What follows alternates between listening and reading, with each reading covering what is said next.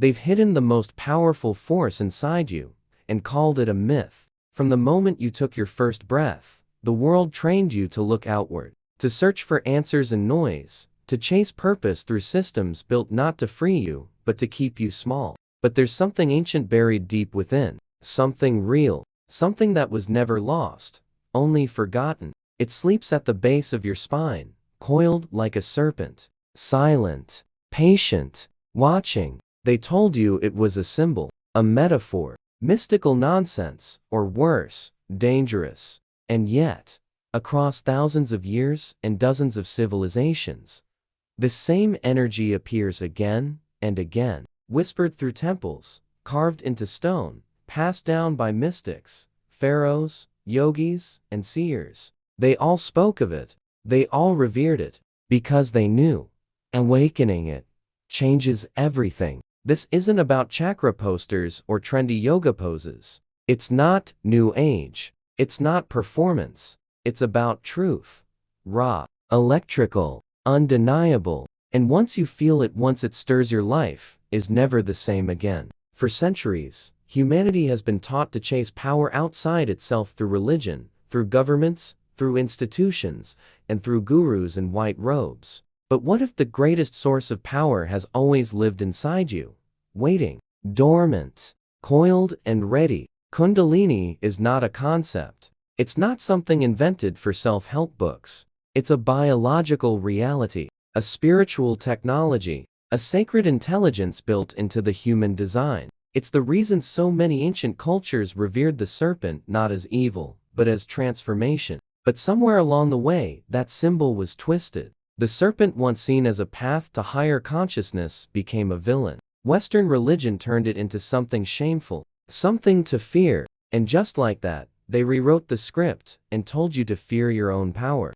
Because if this force were truly understood, empires would collapse, institutions would crumble, and the systems that profit from your disconnection would vanish. You see, Kundalini isn't about belief. It's about experience. It's the primal life force, the same energy that animates all things resting at the base of your spine. And when it awakens, it rises up through your chakras, your nervous system, your perception. It doesn't just shift your mindset, it rewires your entire being. The ancient yogis didn't guess this. They mapped it. They studied it like scientists of the soul long before the word neuroscience even existed. They described the chakras not as pretty symbols, but as developmental stages, emotional, psychological, and spiritual gateways. This was real. This was precise. But over time, the sacred became superstition. Colonialism dismissed it. Dogma buried it. Science feared it. And yet, it waits inside you. You don't need to wear robes or chant mantras on a mountain. You already carry it in your breath, your spine, your cells. The only question is, will you ever awaken it? Most won't. Because true power terrifies those who have only ever been taught obedience. But if you're ready, truly ready, the serpent will rise. Not to show you some dreamy version of reality, but to expose all of it. The light, the shadows, the wounds, the wisdom. Because Kundalini doesn't just bring peace. It brings truth. And truth can't be faked, can't be taught, can't be sold. It must be lived. It must be felt. That's why it's not in your school books. That's why it's not on the front page of your favorite magazine. Because it doesn't create followers, it creates liberated beings. But hear this clearly, Kundalini is not gentle. It is not passive. It amplifies whatever is already inside you. If you are grounded, open, and ready, it can unlock clarity, creativity, healing. But if you are arrogant, unprepared, or spiritually immature, it can unleash chaos. That's why traditions demanded preparation, not to keep you out, but to keep you safe.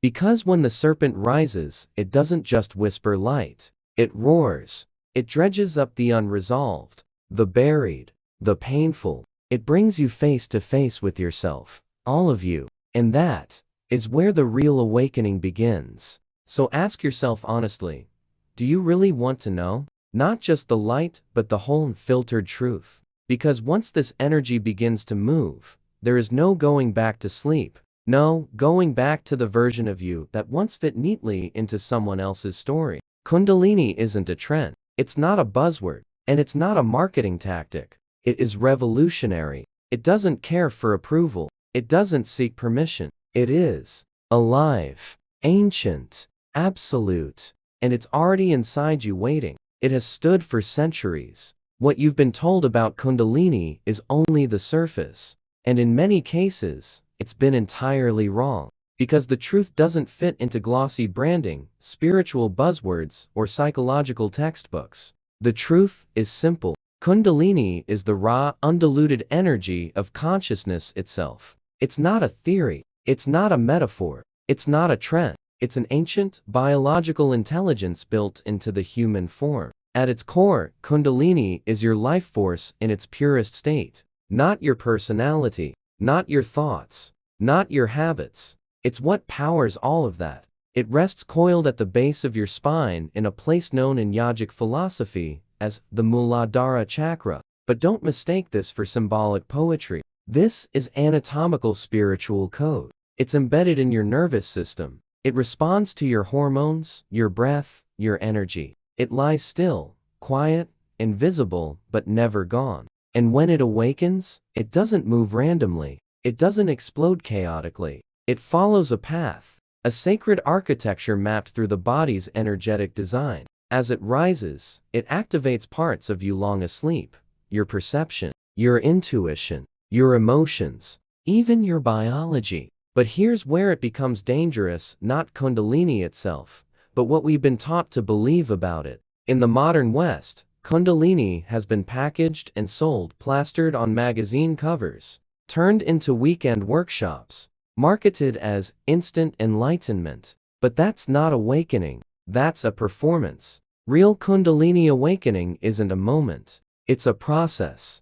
And often, that process isn't pretty. It's not glamorous. Not Instagrammable. Not for show. Because real awakening means being torn open. It means the collapse of everything false, the death of identity, image, and illusion. Kundalini breaks the illusion of who you think you are, so it can reveal who you've always been. This isn't a spiritual high. It's not a dopamine hit. You might feel moments of ecstasy, yes, but that's not the goal. Kundalini isn't here to entertain you. It's here to transform you. And real transformation rarely feels like peace. This energy will expose everything, your fears, your attachments, your traumas, your ego. That's why ancient traditions wrap this wisdom in ritual, discipline, and reverence. Because it was never meant to be commodified. It was meant to be respected. But don't mistake this as something exclusive to monks and mystics. If you have a body and a soul, Kundalini lives in you. But it demands something very few are willing to give: total honesty. Not just with others, with yourself. Because this energy doesn't respond to performance. It doesn't rise for titles, for robes, or for mantras chanted by rote. It rises when your inner world is clear, still, open. When the noise fades, the signal begins. What Kundalini is not is a shortcut. It's not a bypass to wisdom. If anything, it's the most direct path to everything you've spent your life avoiding. That's why some who awaken it without guidance experience emotional chaos, confusion, even physical pain. Not because Kundalini is harmful, but because it magnifies whatever you've hidden. It doesn't let you hide. And if you've been hiding from yourself for years, that exposure feels like a storm. But that storm is sacred. It clears the space for what's real. Because when this energy moves, it doesn't just change what you feel. It transforms how you live. It rewrites your relationship with your thoughts, your body, your choices. It burns through illusion. And what remains is not some holy, floating version of you. It's the real you, awake, embodied, fully alive. There's a myth that Kundalini awakening is like flipping a switch: instant bliss, instant enlightenment. But the truth is far more raw and far more powerful. When Kundalini stirs, it doesn't ask permission. It doesn't wait for the right timing. It moves like waves, unpredictable, potent, intelligent. And when it does, your body becomes both the temple and the battlefield. Some feel heat surging up the spine, as if their bones themselves are glowing. Others tremble not from fear, but from a current to powerful to hold back, tingling in the limbs, pressure in the forehead, emotions erupting like ancient rivers, crying, laughing, shaking, stillness. This isn't madness. It's awakening. Kundalini doesn't rise through logic. It rises through surrender, and surrender, that terrifies the ego, because it means letting go of everything. Your control, your certainty, your labels. When this force rises, it isn't interested in your image, only your truth. It will bring up your unhealed grief, your buried shame, your forgotten self, and it will ask you to face it, not run. That's the part they never put on a brochure, because Kundalini isn't polite. It's sacred fire, and once it begins, you don't go back to who you were. You go forward burned clean, stripped bare, to meet life as it truly is. This is not entertainment. This is evolution, not for the faint of heart, but for those who are ready. Ready to see, ready to feel, ready to live with nothing hidden. Kundalini is already within you. The only question is, will you answer the call? You came looking for cosmic fireworks, and instead, you got hit with a flood of suppressed emotion. But this is the real initiation. Kundalini awakening isn't always beautiful. In fact, much of it is raw, confusing, even painful. You might lose interest in things that once obsessed you. Relationships may crumble not from cruelty, but because they were built around a version of you that no longer exists. You may feel lost, disoriented, detached from the world around you. That's not failure. That's transformation. You're not losing your mind. You're shedding the identity you built to survive in a world that never taught you who you really are. And still, even in the chaos, there are moments. Moments so pure, so still, so inexplicably real, that you know something divine is happening. A peace that doesn't make sense. A clarity that cuts through decades of noise. A connection to everything and nothing at once. These aren't rewards. They're reminders that the pain has purpose. That you're not being broken. You're being reassembled. The problem is, modern spirituality rarely prepares us for this. It sells awakening like a product, a peak state, a performance, a badge of honor. But Kundalini doesn't care how spiritual you look. It's not moved by robes or rituals or how many mantras you chant. It's moved by one thing, your honesty. Are you ready to face the parts of yourself you've disowned? Are you willing to feel what you've numbed for years? Can you walk away from everything that keeps you small just to meet the version of you buried under layers of programming? That's why ancient traditions demanded discipline before initiation, not to exclude, but to protect. Because once the energy begins to rise, there's no turning back. You either evolve with it, or get consumed by your resistance to it. Preparation is everything. Your body must be able to hold it. Your mind must be able to witness it. Your soul must be willing to let go. Some awakenings come gradually like a slow burning fire. Others arrive like lightning, sudden, shocking, undeniable. There is no single map, but your soul already knows what's required. Your role is not to control the process. It's to make yourself available to it, to clear the internal noise, to sit in stillness, to listen deeply so that when the energy knocks, you open the door with reverence, not fear, because that's what this truly is, a return to reverence, not for dogma, not for doctrine, but for life itself, for the sacred spark that pulses through your spine, waiting to be remembered. It doesn't need you to chase it. It needs you to be ready for it. And readiness doesn't mean perfection. It means truth, presence, courage. Kundalini doesn't just awaken you to a higher realm, it awakens you to this one, to the sacredness of your body,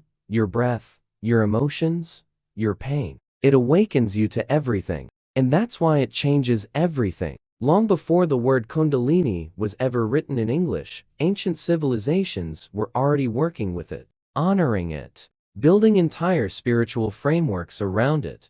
They didn't call it energy the way we do, but they knew it. They felt it. They lived by it. Because they understood what we've forgotten, that the key to transcendence was never out there. It was always inside. In the yogic traditions of ancient India, Kundalini was seen as the sacred feminine force, Shakti, lying dormant at the base of the spine, waiting to rise and reunite with Shiva, the divine masculine, seated at the crown. This wasn't myth. This was sacred science. The entire system of chakras, nadis, mantras, and mudraswas designed to support this inner resurrection. Yogis trained for years, decades in silence, devotion, and discipline, not to gain status, but to prepare the body to hold divine energy in human form. And India was not alone. This serpent energy, this rising current, appears across cultures, across continents, across millennia,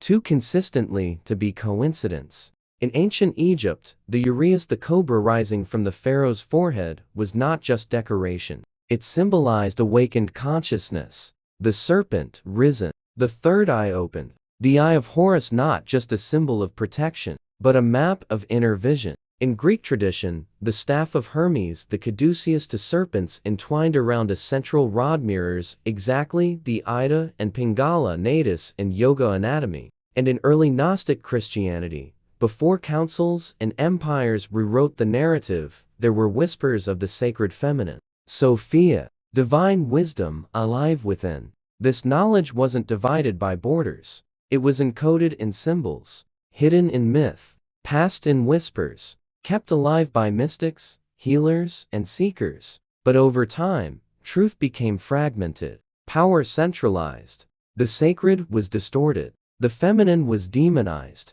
and the serpent became a symbol of evil. But what they buried is still breathing. What they silenced is still speaking. The serpent sleeps, but not forever. And when it rises again in you, you will remember. The most powerful force was never out there. It was always within you. The body became shameful, and the divine energy within us was pushed into the shadows. Not because it was false, but because it was powerful. Colonialism didn't just conquer land, it conquered consciousness. It dismantled indigenous knowledge systems, dismissed them as primitive, and replaced them with ideologies that served control, not liberation. Western psychology pathologized spiritual experience. Religion externalized the divine, and science, for all its brilliance, amputated the soul from the body of its inquiry. What remained was a hollowed-out human, rational, manageable, disconnected from the inner fire. But the symbols survived, hidden in plain sight, in sacred texts, in ancient art, in myth, in architecture. The spiral, the serpent, the staff, the eye, the tree, all metaphors for the same thing: the ascent of energy, the evolution of consciousness through the human body. The story was never truly lost, just buried beneath dogma, noise, and distraction. And now slowly it returns, not through institutions, but through individuals. People are feeling the stirrings again, through dreams, through spontaneous sensations, through awakenings they can't explain. They're remembering what their ancestors lived by, that we were never meant to stay asleep. This life, this body, this breath, it's all part of the design. You don't need to become someone else to awaken. You need to remember who you were before the forgetting. The hidden history of Kundalini is not just a tale of the past. It's a mirror of the present. It shows us what was stolen and what still lives within us. It reminds us that the journey upward is ancient, sacred, and written into the very design of your being.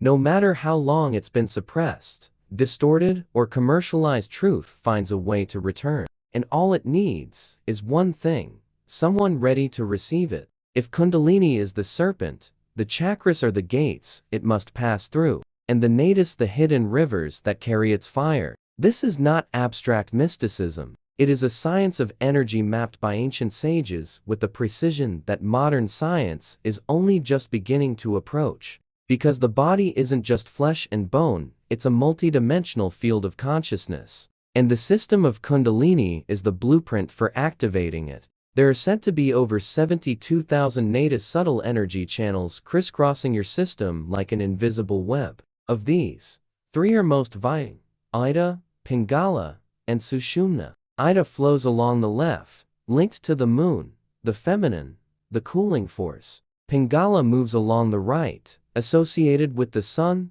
the masculine, the heat. But the real mystery lies in Sushumna, the central channel that runs through the spine. It's through the sacred channel that Kundalini rises when balance is achieved, when duality dissolves, when the mind steps aside and the current is allowed to flow. As the serpent ascends, it pierces each chakra, spinning energy centers that align with specific physical, emotional, and spiritual dimensions. But here's what few will tell you.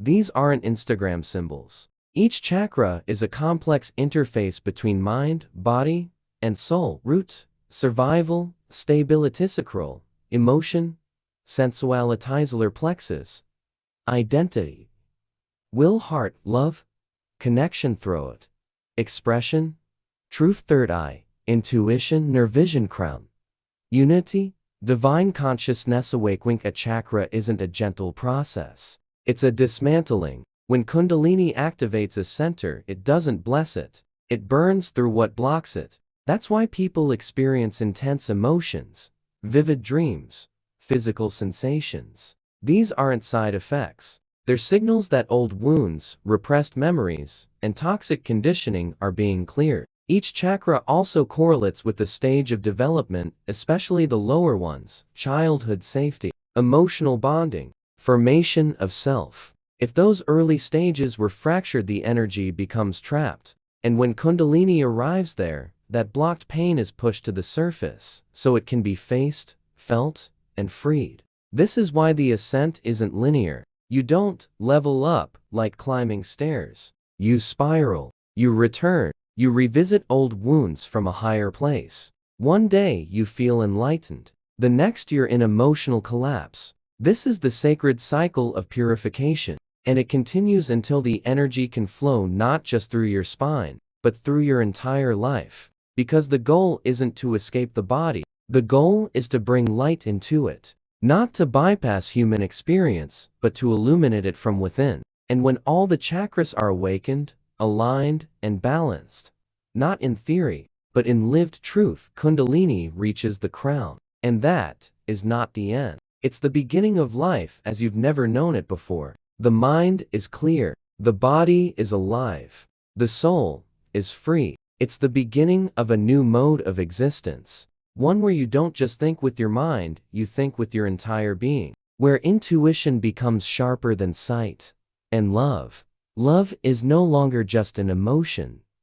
It becomes a state of awareness. This is what the mystics meant by enlightenment. Not floating away, but arriving fully here. Embodied. Awake. You are not a mistake. You are not broken. You are a layered being, carrying memories, imprints, and energies that stretch across lifetimes. And Kundalini knows the way home.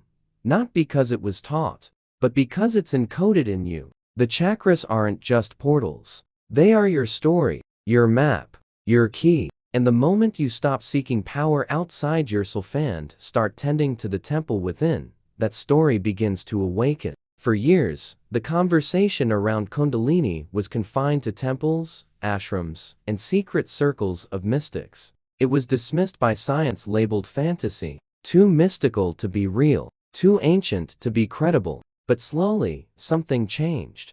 As technology advanced, and tools emerged that could measure the subtle, science began brushing up against truths that yogis had described for thousands of years. They couldn't ignore it forever. Because what ancient cultures called prana, kai, or kundalini, we now understand in pieces as electromagnetic fields, neural activity, bioelectric charge. The words are different, but the reality is converging. Your body is not just a biological machine. It is an energy system. Alive, intelligent, responsive. Every cell pulses with charge. Your heart emits an electromagnetic field measurable meters away. Your brain doesn't just operate chemically, it fires frequencies that change with your awareness. This isn't fringe science. It's measurable. It's observable. It's real. And it brings us one step closer to understanding Kundalini not as myth, but as a form of energy that Western language simply hasn't yet learned to name.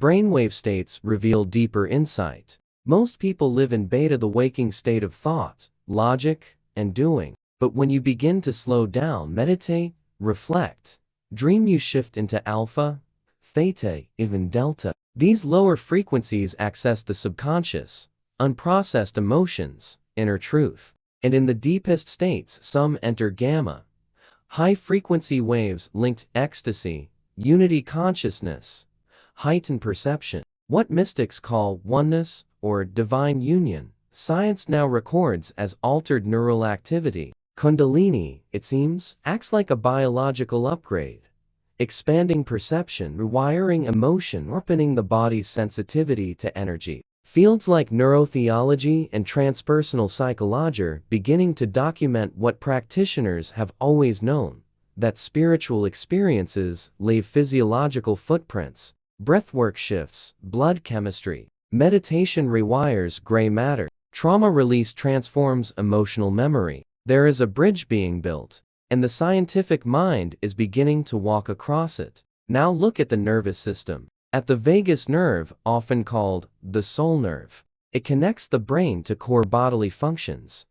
Heart rate, digestion, breath. It regulates emotion, and it's highly active in deep meditation or spiritual awakening. Many symptoms of Kundalini tremors, spontaneous breath shifts, euphoria, or dread mirror vagal activation. It's not coincidence, it's confirmation. Ancient yogis described the same thing using their own language. Today, we call it neuroplasticity. Back then, they called it energy transformation. Some researchers even explore Kundalini in the context of spinal fluid, the cerebrospinal liquid that bathes your brain and spine. It's not inert, it pulses. It carries nutrients, hormones, perhaps even information. Certain meditative techniques circulate this fluid to stimulate the pineal gland, enhancing vision, awakening perception. So perhaps the serpent resinges not so symbolic after all. Maybe it's exactly what it describes: energy and fluid moving up the spine,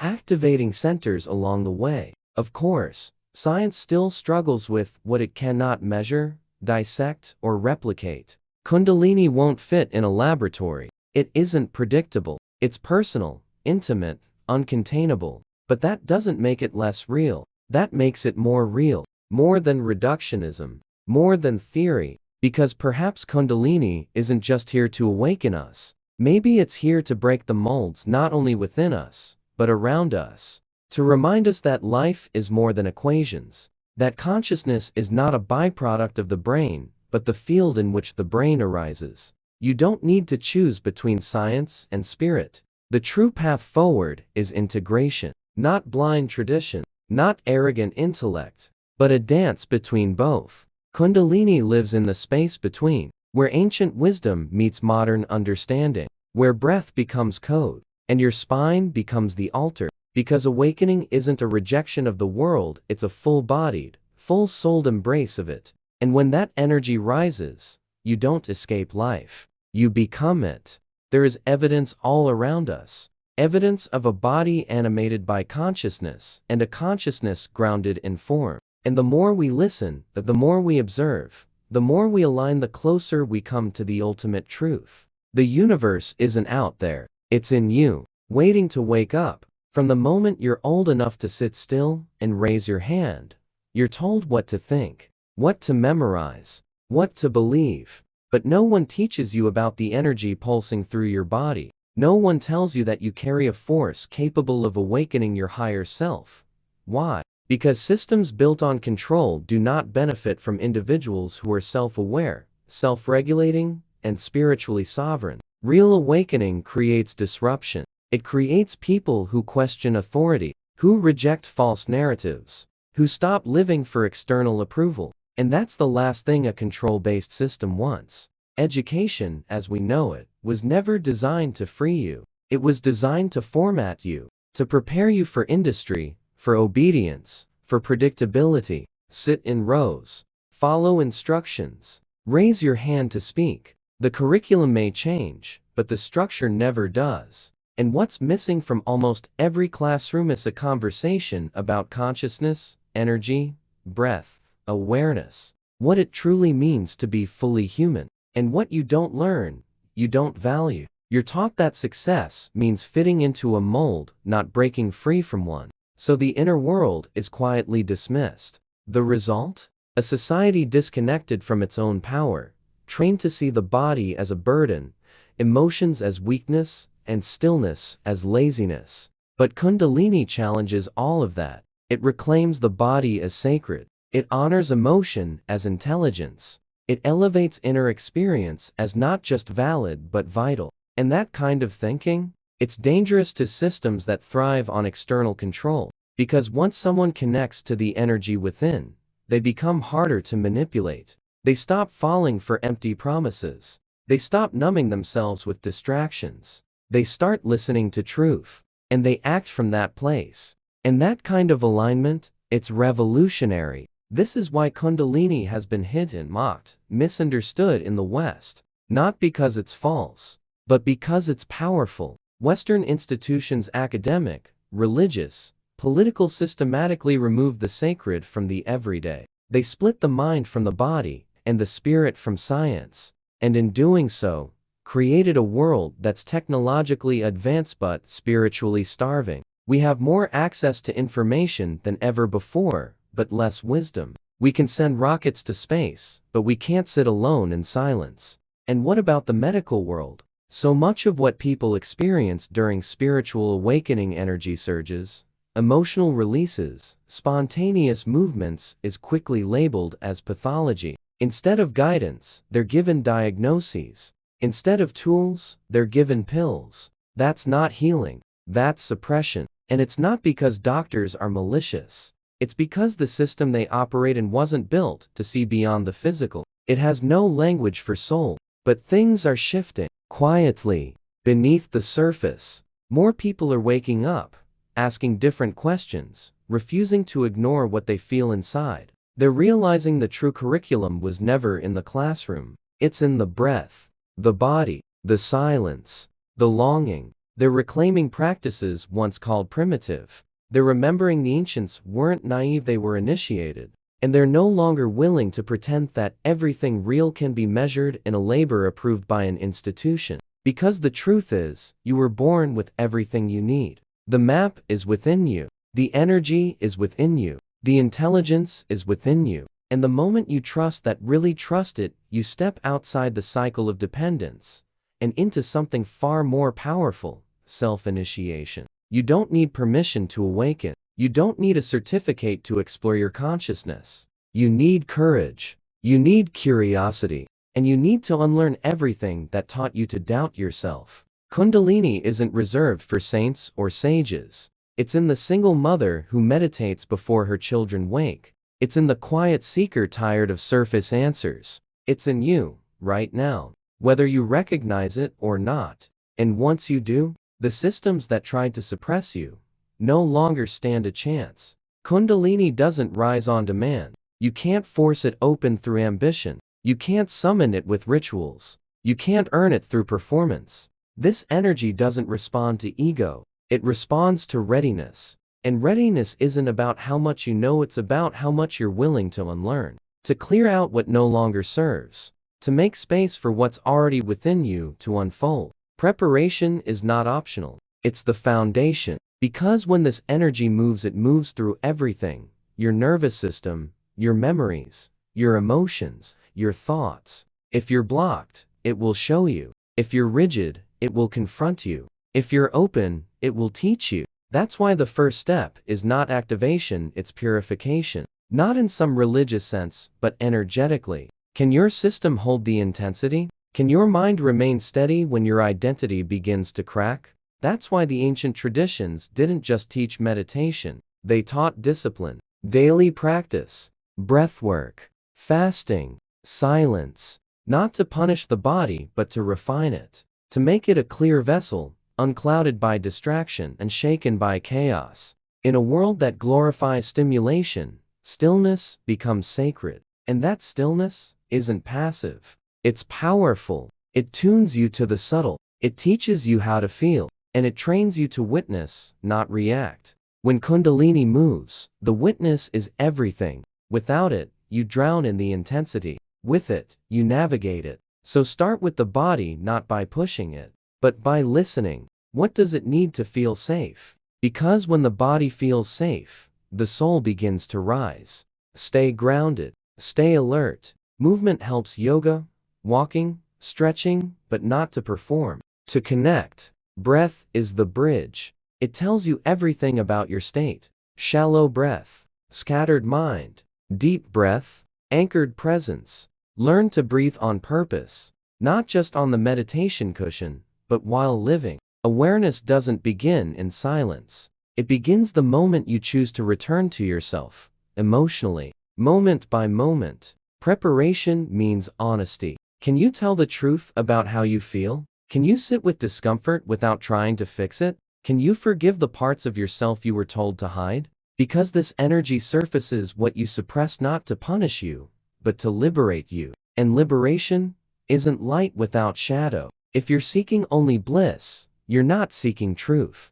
Because truth includes all of it: pain, joy, rage, love. The more you can hold, the more you can transform. The practice is humility. You're not here to control Kundalini. You're here to surrender to it. That doesn't mean being passive, it means being available. It means watching your patterns, letting go of the need to label every sensation, to explain every shift. Let the experience teach you. Don't try to master it. Let it master you until mastery becomes natural, not forced. And most importantly, drop the rush. Awakening is not a race. This isn't about getting somewhere. The energy already knows the way. You just have to stop blocking it. Stop chasing peak states. Stop worshipping spiritual heights, treating enlightenment like a destination. Kundalini doesn't care about your vision board. It cares about your presence, your integrity, your willingness to feel it all. If you're still here, if something inside you stirs not just curiosity,